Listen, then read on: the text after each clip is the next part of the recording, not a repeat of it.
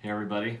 So what we're going to do is we're going to do a lesson really quick on, at this point you should be getting pretty familiar with what's called the bluegrass pattern, but I'm going to take this from a very simple level to a more advanced level. Okay, so wherever you are in the progression of this bluegrass pattern, there's kind of something in here for everybody. Does that make sense?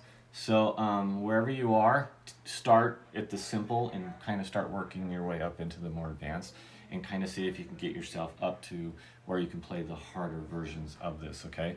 So the really, really cool thing about patterns, okay, what we call rhythm patterns, is that there's multiple ways a lot of times to play those patterns. It just depends on kind of this, maybe the song that you're playing, and maybe kind of how you're using it. And so it's kind of fun to learn maybe some different versions of those patterns to kind of give you a little bit of variety, okay? So if you remember, the bluegrass pattern in its simplest form, okay, looks like this. Okay? So we have 2/8 notes into 4/16 notes. So this would basically, if we were to count this, this would be 1 and 2 E and Okay, and this is only half of a measure. Okay, just so you guys know, you would do it again if you had a full measure of time. Okay, but we're just going to look at just because it just repeats. We're just going to look at a half a measure of this pattern. Okay, so this is basically the essence of the bluegrass pattern, and then it goes down, down, down, up, down, up. So you'll notice these symbols at the top here. This is kind of generic guitar lingo for symbolizing what the downs and the ups are. Okay, so when you see this symbol, this is a down. When you see the V like that typically means up. Okay, so this is down, down, down, up, down, up. So it's 1 and 2 E and you know what I mean? Bum bum chicka chicka. Okay, these are twice as fast as this. Okay, so you'll notice this takes up 1, this takes up 2. Okay, so dun dun ticka ticka. Okay, this right here, really simple. You'll see this played in 100 songs or more, okay? I mean, I've got libraries of songs that use this pattern, okay? It's really famous, really common pattern. You want to learn it, okay? So, learn this. This is kind of the simple version, okay? But now what we're going to do is we're going to take it just a step further, okay? We're going to kind of move into a little bit more advanced version of this. So once you have this down and you can play this comfortably, next thing that I want you to do, okay, is I want you to start thinking about on 1 right here, okay, we're only going to play the root note. Remember from our previous conversations, the root note is the note in the chord that, defines it. So it's always number 1. So for instance, if I'm playing an E minor chord, well, we know what the root is because it's right here. It's the E note. Remember that chords are made up of, typically, most chords are going to be what we call triads, which means it's made up of 3 notes, okay? So an E minor chord is made up of 3 different notes, and the root note is number 1, or the first one that we start with, which is what defines it. So the root note is the E. So what you want to do is you want to get to a point where what's really, really cool to do is to just play just the root right here. So instead of playing the whole chord, right, all the way through like we've been doing, just play the root note. Okay, so let me show you what I mean by that. Okay, so what I mean by that is if I'm playing an E minor chord, okay, what it means is that my root note, okay, and if you haven't seen my video on how to find notes on the neck and how to find root notes, you need to go watch that first, because then this will make a little bit more sense to you. But when I'm playing a chord, that note right there on top is an E. Okay, that's an E note. That's my root when I'm playing an E minor chord. So what that means is I'm just going to play just that note. So instead of playing the whole chord, I'm just going to play just that note. Then I'm going to finish the pattern, okay, by playing the whole chord. So it would sound like that. So root, strum. Okay, so I'm kind of trying to play it slow here. Okay, so let's do that again. So down, down, down, up, down, up. how cool that is? So kind of. Okay, so that's the next step. Okay, is just getting to where you can just play that root note. Okay. Okay, now let's go back up to the board again. Okay, so practice that. Just playing the root note on one. Okay. Now the next thing that I want you to practice doing is doing what's called accenting. Okay, and what we're going to do is we're going to put an accent here on the and here on the and. So what an accent basically means is that we're playing harder. We're strumming a little bit louder and a little bit harder in these two spots. Okay, does that make sense? So it kind of has this boom, bang, dunkin, dunkin. Okay, so it kind of has a boom, bam, boom, bam, boom, so you know, like if you had a drummer playing along with you, you would notice that the drummer would be hitting in those locations because boom, boom, boom, 1 and 2 and a 3 and 4 and a 1 and 2 and a 3 and 4 and a. Can you hear that? Okay, so what we're trying to do is we're trying to kind of mimic that. Okay, by adding accents here. So what we're doing is we're trying to color what we're doing a little bit more, make it a little bit more interesting, right? Instead of just bam, bam, bam, bam, bam, bam in monotones. Okay, what we're doing is boom, bam, gedaka, doom, bam, gedaka. We're kind of trying to make it sound a little bit cooler. Okay, so let's come back to the guitar. Okay, now let's try this. So we're going to, in slow motion, just the root. Then we're going to strum with the accent. Then we're going to come back. Then accent. Okay, so an accent. So when we play this, okay, it kind of has this kind of.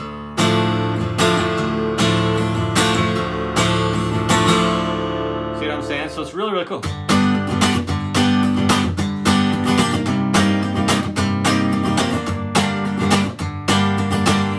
Okay, now.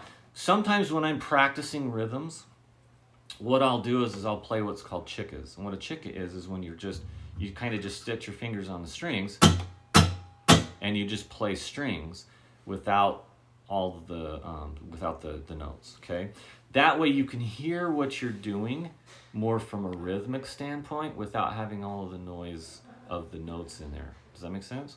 So that it kind of is more of a percussive kind of a thing that's going on here. Okay, so a lot of times when I'm practicing this stuff,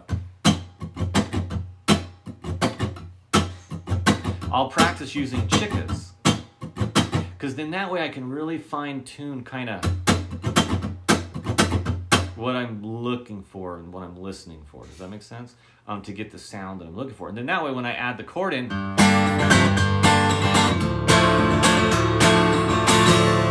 then I can.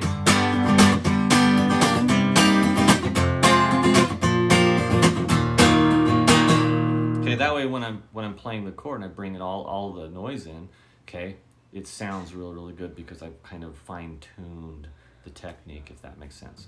So you kind of hear that. That's what you want. You want that sound right there. Root down with the accent.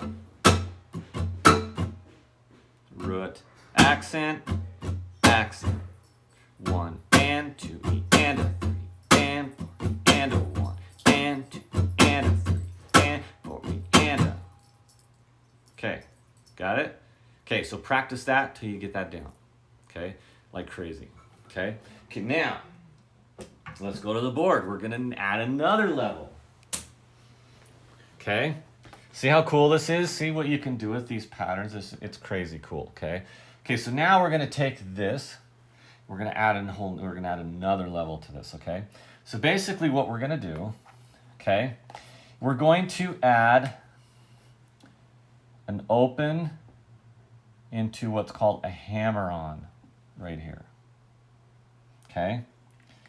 And what we're gonna do is we're gonna take this off because the hammer-on, okay, is going to do the work for us, and I'll show you what I mean by that in a minute. So the only thing you're only gonna do it down here.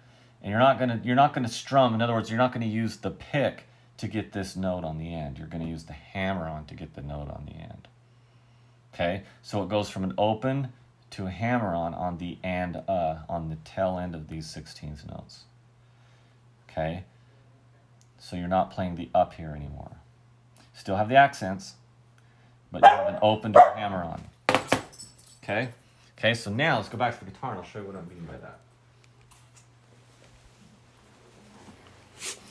Okay, so one of the things that you can kind of do to kind of warm up to this a little bit, to kind of get used to this, basically what a hammer-on is, for all of those that you don't know, is it's basically when you play a note, and then what you're doing is you're hammering down. Okay, you're hammering down the note without having to pick it. See, I'm picking twice. I'm only picking one time. I'm hammering the note down. Okay, now you can do the same thing with chords. Okay, so that's what you want to practice. Practice taking the chord and going open with the strum, and then coming in with the hammer on with the chord. That little technique right there. See what I'm doing?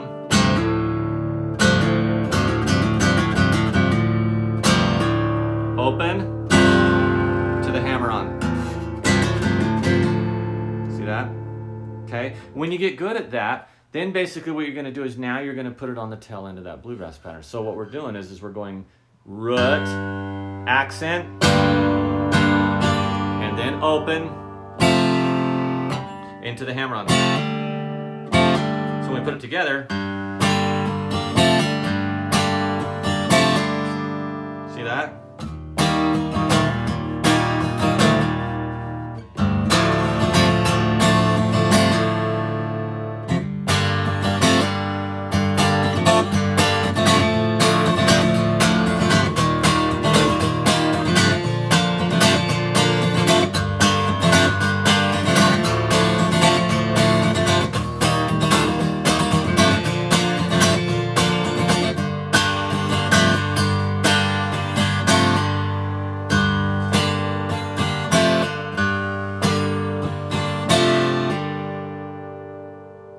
See how cool that is?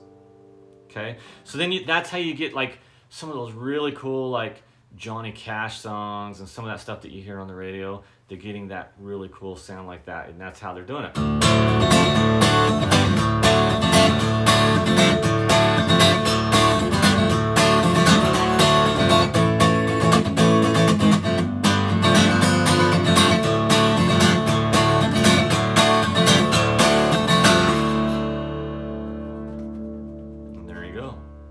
Okay, so multiple levels of complexity, right? Start with the basic bluegrass, add the root, okay? Add the accents, then lastly, add the open into the hammer-on, okay? See if you can build yourself up through those layers and get yourself to where you can play that pattern comfortably and easily and get that thing motorized, because you'll love it once you get good with it, okay? If you have any questions or anything like that, text or call me. All right, guys, have a great day.